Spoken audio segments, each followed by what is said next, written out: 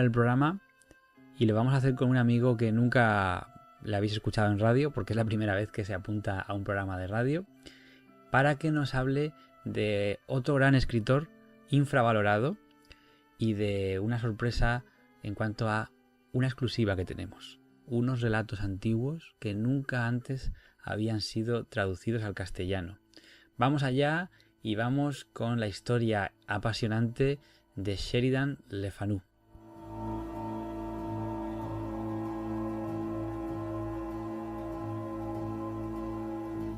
Hay algunos escritores que en la historia de la literatura han pasado algo desapercibidos cuando nos sumergimos en su biografía y encontramos que quedan muy pocos datos, pero que su historia merece la pena ser contada en un programa como Ecos de lo Remoto. Hablamos de escritores y misterio, hablamos de qué les inspira a escribir las obras de terror y de horror que nos han legado. Una de estas obras es Sombras del Infierno, Borromeo y Espalatro, de Sheridan Le Fanu. Su traductor es Carlos Llarena y estamos con él ahora. Muy buenas, Carlos. Buenas. Bienvenido a Ecos de lo Remoto. Cuéntanos un poco primero de dónde surge tu interés por la figura de Sheridan Le Fanu. Pues a mí siempre me ha gustado el tema de la literatura gótica, de la música también, todo esto. Y a Le Fanu lo conocí con el relato Carmila, que es el más conocido, Hablaremos probablemente. De él. Sí. Y bueno, aparte de que yo he leído muchas obras de este tipo, Drácula, Frankenstein, todo esto, pues en este autor ya me metí de lleno en mi máster de traducción, que fue cuando me decidí a traducir estos dos relatos, porque investigando un poco sobre el autor, pues encontré que tenía obras que se habían publicado de forma anónima, con seudónimos y tal, en periódicos, entonces habían quedado perdidas en el tiempo y bueno, vi una buena oportunidad ahí para hacer algo que no estuviera hecho ya, ¿no? Bueno, es un autor que después de eso me ha seguido pareciendo súper interesante y de hecho sigo con él, sigo investigando sobre él, sigo con otras obras y otros proyectos. Y me has dicho además que los dos relatos que tú te encargas de traducir, que por cierto es la única forma que vamos a tener de contarlos en castellano, hacernos sí. con Sombras del Infierno, los relatos son Espalatro y el otro se llama Borromeo el Astrólogo, sí. ¿Verdad? Me decías también, off the record, que también tiene misterio el propio relato en sí, por cómo son encontrados y porque en un principio ni siquiera se sabe que eran de Le Fanu. Claro, estos relatos se publican como en la primera época de artística del autor, por así decirlo, y no se le atribuyen hasta finales de los años 80. Se publican, de hecho, de forma conjunta, con el nombre ya de Le Fanu en el año 2001, por primera vez, en lengua inglesa, claro, y no estaban traducidas a ninguna otra lengua que yo sepa. No las he encontrado, pero por supuesto en español no. Esta es la única edición que existe de momento. ¿Y por qué es tan importante esto? Porque vamos a reivindicar aquí la figura de Sheridan Le Fanu. Cuéntanos un poquito algo sobre su biografía. Por ejemplo, ¿de qué familia procedía? Vale, pues Le Fanu, bueno, él es del siglo XIX, principios del XIX, él nació en 1814 exactamente. Él procede de una familia francesa, asentada ya en la burguesía de Irlanda. O sea, eran unas de estas familias que contribuyeron al asentamiento de la burguesía. Él, bueno, estudió en el Trinity College de Dublín, estudió Derecho, aunque nunca ejerció. ¿Es verdad? Se dedicó sobre todo a las publicaciones literarias y también de carácter político, periodístico, en un periódico de la universidad, y ahí fue precisamente donde empezó a publicar algunos de los relatos. Empezó a hacer pequeños relatos que luego se compilaron en obras de diferentes tomos que han salido, de hecho, de forma póstuma. Ya él, antes de su muerte, autorizó estas compilaciones y salieron las obras después de su muerte. Sí. Le pasa también un poco como a escritores como a Lovecraft, que también publicaban sus obras en fanzines, en periódicos. Sí. En este caso era el University Magazine. Y es verdad que cuando publicas tus artículos en este tipo de folletines, por así decirlo, a veces pasan un poco desapercibidos, a veces luego hay que hacer compilaciones para juntarlos y a veces tu nombre como escritor se pierde un poco. Él también a veces firmaba con seudónimo. Sí, él firmaba con seudónimos y publicaba también de forma anónima, como los dos relatos del libro que yo traduje. tiene un seudónimo que es bastante curioso, una novela The House by the Churchyard. Sí. El seudónimo que utilizó era Charles de Cresseron. Uh-huh. Ese seudónimo lo utilizó también para darle nombre al narrador de otra novela 3 años más tarde, Wilder's Hand. Y lo curioso de este nombre es que era el nombre de un antepasado de Le Fanu, que luchó en 1690 en la guerra del Boyne por el bando protestante, ¿no? en contra de los católicos. Y bueno, era una forma quizás pues de rendirle homenaje a su antepasado, porque él pertenecía al bando protestante. Exactamente. Él era de familia protestante y además podemos ver algunas pinceladas de esto en sus novelas, en sus escritos, en sus relatos. Cuéntanos un poco si desde que has podido investigar algo sobre la historia de este escritor, parece que en un principio le interesan temas de política, temas de leyes, periodismo y demás, que poco tienen que ver con el misterio, pero en algún momento de su vida, digamos que se empieza a abrir a lo sobrenatural, a lo misterioso, hasta llegar a escribir el relato que has comenzado diciendo, Carmila, que es, bueno, pues para muchos escritores que tengan que ver con el género de vampiros, pues es su piedra filosofal. Así que cuéntanos. Sí, pues sí, él escribió poesía, novela y relatos, que son los más conocidos. Y sí, bueno, empezó publicando pequeños relatos de este tipo, pero quizás con el tema sobrenatural un poco para dar un tono cómico. No era realmente lo principal en la obra. Eso ya venía al final, como bien dice. Y también las novelas, por ejemplo, eran de carácter más histórico. Sí. No se centraban en nada sobrenatural. Él lo que intentaba era utilizar elementos de su vida real, lugares, personas, hechos que él había vivido desde pequeño, para expresar sobre todo su descontento con la política, con la religión, porque claro, él veía que en ese momento todo lo que se había conseguido en el protestantismo en Irlanda estaba en decadencia. Y eso era lo que él principalmente quería expresar en sus obras en ese momento. De hecho, cuando él en un momento dado se convierte en orador protestante, y además publica muchos artículos periodísticos y políticos. Pues creo que es interesante saber de dónde procede. Primero, una familia acomodada. Segundo, protestantes. Protestantes en Irlanda, donde creo que habrá mayoría católica probablemente. Y por otra parte, tenemos el tema de su hermana. Cuéntanos también un poco por qué es un tema que yo creo que le marcaría de por vida, puesto que es un hecho trágico lo que sucede con su hermana siendo tan joven. Cuéntanos. Sí. Hay bastantes hechos de su vida que luego pasan a sus relatos, creando este misterio y personajes sobrenaturales. Tenemos a su hermana. Sí, su hermana murió con 28 años y es algo que dejó a Le Fanu bastante marcado, evidentemente. Pero lo importante de este hecho es que su hermana murió en una crisis de fe. Vaya. Ese era el punto clave. Entonces, Le Fanu se quedó un poco preocupado, parece ser, por lo que expresa en diferentes relatos, porque no sabía si su hermana realmente iba a encontrar el descanso. Él pensaba que de alguna forma, al haber perdido la fe, se había quedado atrapada entre la vida y la muerte. Qué bueno. Y eso es lo que aparece, por ejemplo, en el relato Spalatro. En Spalatro está dividido en dos partes, este relato. La primera parte es un poco más de suspense, de misterio, de asesinatos, nada sobrenatural.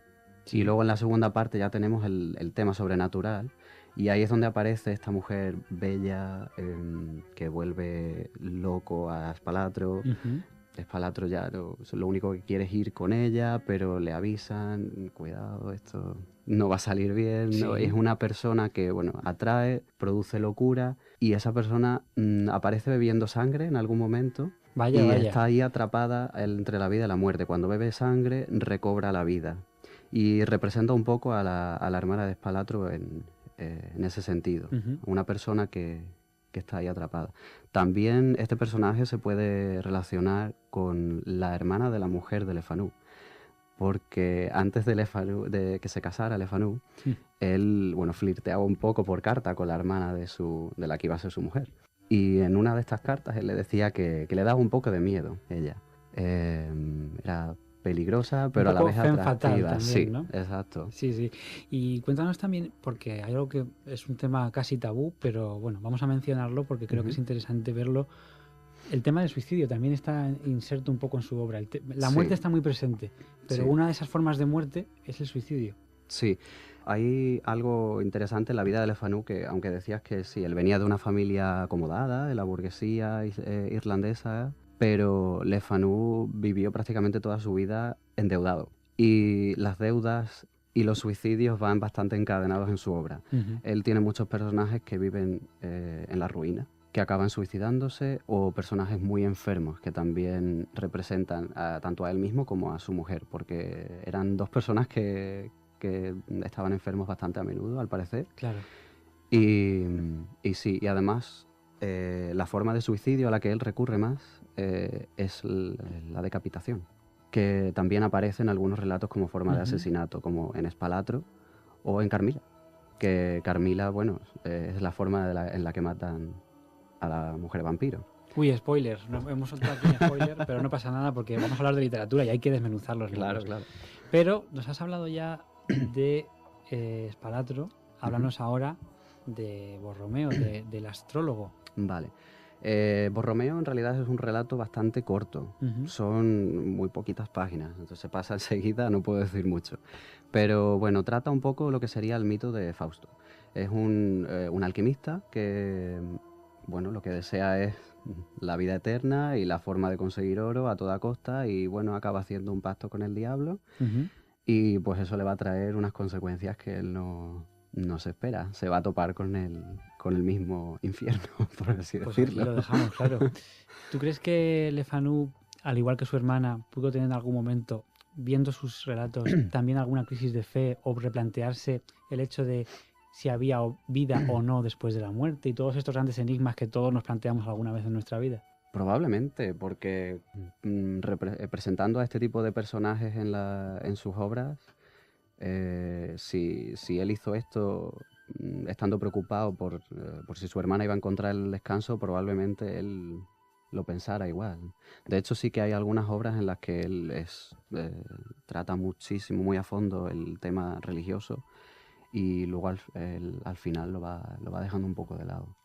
Dicen que es un escritor de ambientes, de crear ambientes. ¿Cómo describirías tú la forma de escribir que tiene Le Fanu en cuanto al terror? Ujú. Ya no en general, pero en los relatos de terror. Bueno, Le Fanu es importante y yo diría que importante en este género, a diferencia de otros autores, porque él consigue crear una forma diferente de crear terror. Decimos que Le Fanu está olvidado injustamente y es Ujú. precisamente por esto, porque Le Fanu la forma en la que consigue crear el terror al final de su obra, por ejemplo, en el libro en el que aparece Carmila, Ujú. él no presenta directamente qué es lo que está creando este mal a los personajes. No es como, por ejemplo, Frankenstein, Ujú. que sabemos que es el monstruo el que Ujú. está creando todo esto. Le Fanu juega con el misterio, juega con lo psicológico. A los personajes les está pasando algo, se están muriendo, se están volviendo locos, pero no se sabe por qué. En el caso de Carmila, al final sabemos que es un vampiro, pero mientras Laura, la chica que se ve atacada por el vampiro, Ujú. está sufriendo, no se dice exactamente qué pasa. Lo mismo pasa en Té Verde, que es otro de los relatos de este libro, bastante famoso también. El personaje se está volviendo loco y el médico lo achaca todo una adicción al té verde, de ahí el título. Qué bueno. Entonces no se sabe si lo que pasa en la historia es algo sobrenatural, es una enfermedad, es algo psicológico.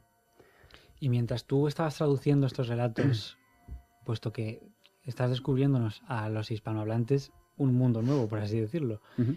en algún momento, por alguna frase, por alguna situación que tengan estos libros, se te pusieron los pelos de punta de eso de decir, uff, wow, esto aquí me ha Sí, dado fuerte. sí, de hecho, Spalatro tiene una escena Ujú. bastante explícita. Ah. Y además es muy, muy parecida a otra escena de Carmila, cuando matan a Carmila, de hecho. Es bastante explícito con la forma en la que se cortan las cabezas, con la forma en la que se derrama la sangre, el sonido, el color, la espuma que sale por la boca. Todo es muy explícito el estilo en este tipo de pasajes de los relatos. Es parecido. De hecho, sirve para poder atribuirle el relato a Le Fanu, porque, como decíamos antes, estos dos relatos se publicaron de forma anónima y es una de las cosas que ayudan ¿De qué a fecha datan atribuirlo. estos dos que tú nos traes? Este de Borromeo y el de Espalatro. Espalatro es de 1843. Ujú. Aunque se publicó en dos partes. Y Borromeo, sí, 1862. Y luego tenemos Carmila, que es del 1874, Sí. si no recuerdo mal. Por lo tanto, hay Ujú. alguna distancia entre ambos Sí. y supongo que también cambiaría la forma de ver esto. Pasemos ya, en este ratito que nos queda, a hablar un poco de este mito del vampiro, de estas sombras y de esta oscuridad que Ujú. se puede ver. Claro, estos son todos suposiciones, Ujú. pero ¿en qué crees que se pudo basar Le Fanu para escribir Carmila? En un relato de vampiros. Ya lo hemos desmontado porque, hombre, todo el mundo ya lo conoce y quien no conozca a Carmila, bueno, pues también se puede leer el Drácula de Bram Stoker. Sí. Pero lo que te quiero preguntar es eso, ¿en qué se pudo basar? O sea, ¿había algunos relatos más o menos contemporáneos de vampiros de la época de Le Fanu, de la época de 1874 cuando escribe Carmila, o incluso un poquito anteriores? ¿O él mismo parece ser que se pudo interesar por este tema de personas que ganan vida a costa de la vida de otros? Es decir, una especie de inmortalidad con ese mito de la sangre, de ya no tanto la sangre, sino absorber la energía de las otras personas. Sí, utiliza este personaje por primera vez como una mujer vampiro. De hecho, se considera a Carmila la primera mujer vampiro, aunque no lo es en realidad. Solo es que se dice que es un vampiro realmente, por primera vez. Pero sí, esta obra está influenciada por ejemplo, El vampiro de Polidori. Sí que hay relatos anteriores. Las obras de vampiros empiezan ya en el periodo de la literatura gótica. Le Fanu es de la época victoriana ya, entonces ya el vampiro tenía una trayectoria. Pero claro, él crea la mujer, la femme fatale, ¿no? Él Sí. utiliza toda la influencia de las leyendas, de las banshees, de las mujeres de los túmulos, de Irlanda, leyendas de Irlanda. Eso te iba a preguntar, porque el folclore irlandés tampoco le es ajeno. También saca algunas criaturas mitológicas. Sí. Eso es muy interesante y no lo hemos llegado a reseñar. Sí, bueno, tiene un relato que se llama El niño que se fue con las hadas. Sí. Y bueno, en este relato se hace uso de esta creencia que había o hay en Irlanda, de que los niños se iban con las hadas los seducían, se los llevaban. Y bueno, esto hace un poco referencia a la muerte el irse con las hadas significa que el niño muere. Y es una metáfora otra vez sobre la muerte de su hermana. Y bueno, trata un poco pues el tema a través de la aceptación de la muerte. Hablamos de vampiros, hablamos de ese mito que viene desde casi el origen del ser humano y no sabemos, como bien comentábamos antes de la entrevista, realmente dónde está el origen del relato del vampiro. Ni siquiera sabemos dónde está el origen en sí, de qué cultura es la más antigua, la que creía en los vampiros. Pero sí que se dice que Carmila pues es importante por algunas cosas. Parece que sienta las bases de lo que es el argumento de una novela de vampiros. Y yo tengo aquí los tres actos, por así decirlo. El ataque, o sea, cuando el vampiro ataca a una persona y a veces la convierte también. Luego tenemos la muerte y resurrección de la víctima. Y por otra parte tenemos la caza, la destrucción del personaje en sí. Y esto lo podemos contemplar en Carmila y en muchas otras novelas. En Carmila directamente no mata a Laura, pero claro, este personaje sí se queda ya trastornado de por vida.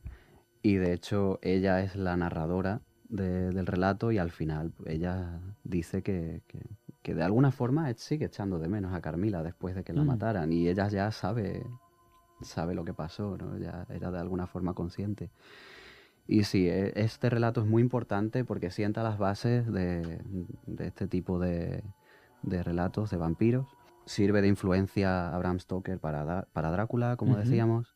Y bueno, sobre los orígenes, pues eso, no podemos decir exactamente cuál es el primer vampiro ni cuál es la primera mujer vampiro, aunque se considere que sea Carmila, pero sí que hay obras anteriores que sacan mujeres vampiros, presentan mujeres vampiros como por ejemplo Spalatro. Ujú. No se dice específicamente que sea una mujer vampiro, como decía antes, pero también tenemos, por ejemplo, el poema Christabel Ujú. de Samuel Taylor Coleridge, que es de finales del siglo XVIII.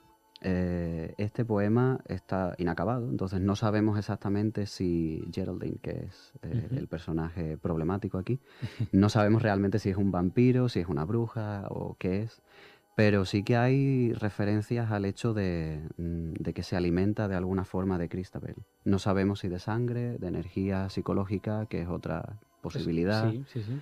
De hecho, hay unos versos en los que Christabel le pide a Geraldine que rece a la Virgen, ella se niega. Entonces hay diferentes cosas que dan que pensar.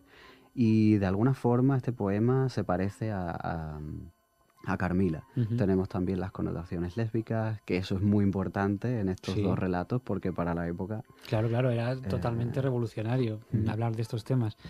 Y luego hay un personaje histórico, que es la condesa Bathory, sí. la Elizabeth Bathory, que puede tener también un vínculo, porque en el libro hay la condesa Mircala. Ujú, eh, También pudo basarse en hechos, entre comillas, reales, porque lo de la condesa Bathory es también una leyenda. El ajá. tema de que se bañaba en sangre, pero también se alimentaba de ella y demás. Claro, a ver, para empezar, Drácula, antes de que se publicara, tenía un capítulo inicial Ah, qué bueno eso.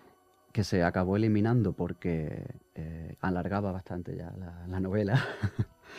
Y bueno, pues no sería tampoco muy necesario cuando lo eliminaron. Ahí había una referencia a Carmila que decía, decía condesa de Doniken, de Graz. Ujú.